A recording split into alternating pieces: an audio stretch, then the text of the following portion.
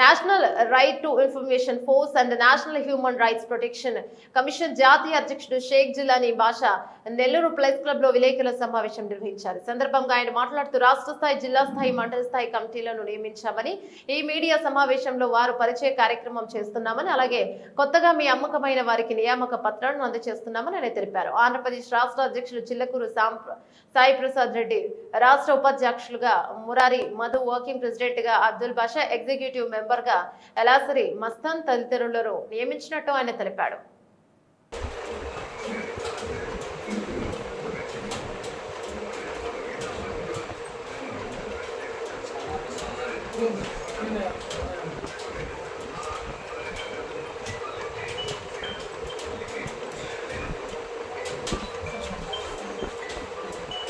ప్రభుత్వానికి దాదాపుగా 150 కోట్ల రూపాయల ప్రాపర్టీని బడ్జెట్టాను. అవినీతి పరులంట ఎంఆర్ఓలు కానీ, కాలాశ్రీ ఎంఆర్ఓలు కానీ రిమూవ్ ఫ్రమ్ సర్వీస్ చేయించాను.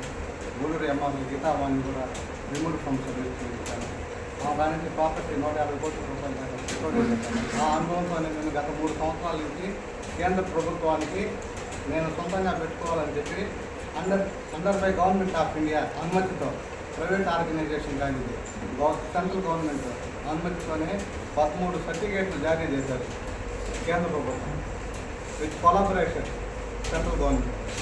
నేను ఈ టీం ఫామ్ చేసి మండల స్థాయి నుంచి, జిల్లా స్థాయి నుంచి, రాష్ట్ర స్థాయి నుంచి, తెలంగాణలో కూడా 2 పోస్టులు ఇవ్వడం జరిగింది. వాళ్ళు కూడా ఇక్కడికి వచ్చున్నారు.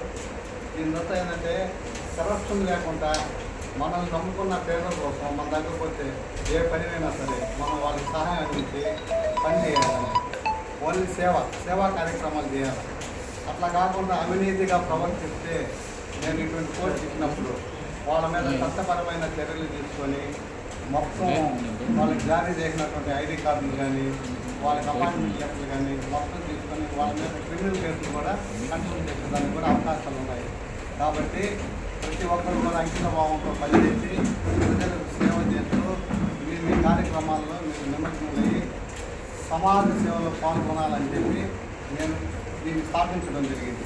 ఎక్కడా కూడా చెడ్డ పేరు కాకుండా ఇప్పుడు నేను ఇస్తున్న కమిటీ మెంబర్లందరూ కూడా ప్రతి ఒక్కరు కూడా ఎక్కడా మచ్చ లేకుండా పనిచేయాలని చెప్పి సంతృప్తితో చేయాలని చెప్పి నేను కోరుకుంటున్నాను. అలాగే ఇక్కడికి వచ్చినటువంటి మీడియా ప్రతినిధులు, ఎలక్ట్రానిక్ మీడియా అందరూ కూడా నా నమస్కారం, ధన్యవాదాలు.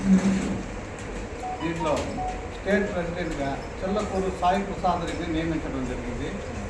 ఆయన తన మనోభావాన్ని కూర్చోండి.